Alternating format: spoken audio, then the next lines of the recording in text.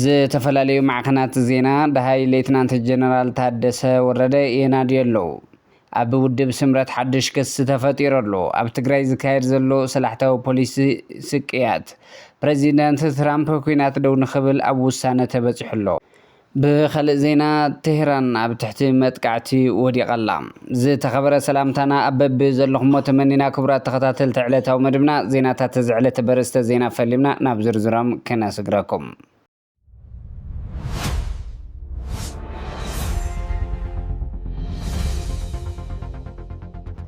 ፕሬዚደንት ነበር ሌትናንት ጀነራል ታደሰ ወረደ ካብ መንበረ ገዝኡ ከም ዝጠፍአ ይሕበር። ፕሬዚደንት ግዚያዊ ምምሕዳር ትግራይ ሌትናንት ጀነራል ታደሰ ወረደ ካብ ወግዓዊ መንበረ ገዝኡ ጠፊኡ ክትብል UMD ሚድያ ኣረጋጊፀ ኢላላ። ፕሬዚደንት ግዚያዊ ምምሕዳር ትግራይ ሌትናንት ጀነራል ታደሰ ወረደ ክሳብ እቲ ዝሓለፈ 14 ሓምለ ሰሉስ ኣብ ዓዲ ሓውሲ ዝርከብ መንበረ ገዝኡ ጽኑዕ ሓለዋ ዝግበረሉ ቀጽሪ ነበር ከም ዝነበረ ዝገለጸት እታ ምንጪ ሓበሬታ ንጎ ካብቲ ቀጽሪ ወፂኡ ቅድሚ ፍርቅለይቲ ወይ ሓደ ግዜ ድሕሪ ፍርቅለይቲ ብዓጀባ ክልተ ናይ ፓትሮል መኻይን ክምለስ ብስሩዕ ይረአ ከም ዝነበረ ብምጥቃስ ንጥፎታቱ ተዘኻኽር። 24 ሰዓት ዕጡቓት ወታደራትን ፓትሮላትን ኣብ ዝተፈላለዩ ንጥብታት ኣብ ዙርያ እተን ብጀነራል ታደሰን ሰራሕተኛታቱን ኣባላት ፀጥታኡን ዝተታሕዙ 3 ገዛውቲ ተዓስኪሮም ይረኣዩ ከም ዝነበሩ ኣዘኻኺራ። እዚ ናይ ፀጥታ ምድላውን መወዳእታ ግዜ ዝተረኣየ ዝሓለፈ ሰሉስ ንጎይ ነይሩ ዝበሉ እቶም ምንጭታት ካብ ሰሉስ ምሸት ጀሚሩ ግን እተን ናይ ፓትሮል መኻይንን ወተን ጠፍአን ኢሎም ክትብል ትገልጽ። ድሕሪኡ ድማ ሰራሕተኛታትን ኣባላትን ፀጥታ እቲ ጀነራል ኣብቲ ከባቢ ካብ ሽዑ ጀሚሩ ከም ዘይተረኣዩ ናይ ዓይኒ መሰኻኸሪ ይሕብሩ።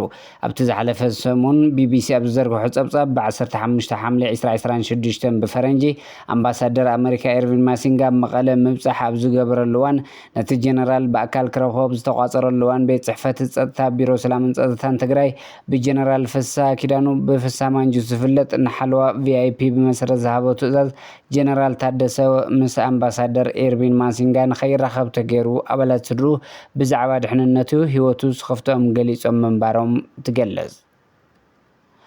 ኣብ ውድብ ስምረት ሓድሽ ክስ ተፈጢሩ ኣሎ።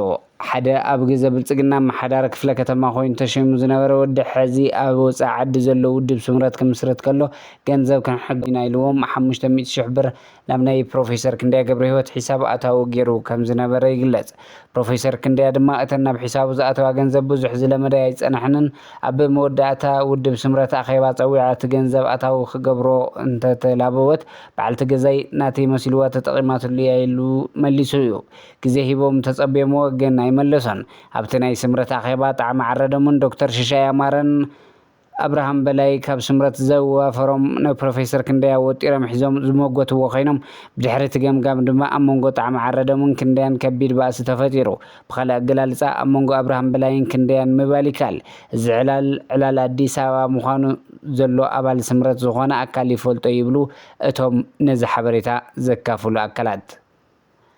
ኣብ ትግራይ ዝካየድ ዘሎ ሰላሕታዊ ፖሊሲ ስቅያት ኣብ ልዕሊ ህዝቢ ትግራይ ብግልጽን ብስልትን ዝፍጸሙ ዘለዉ መጠነ ሰፊሕ ግሰታት ሰብኣዊ መሰላትን ስቅያትን ስነ ቁጠባዊ ዕቀባታት ይካየዱ ጸኒሖም ሕዚ እውን ቀፂሎምን ይርከቡ።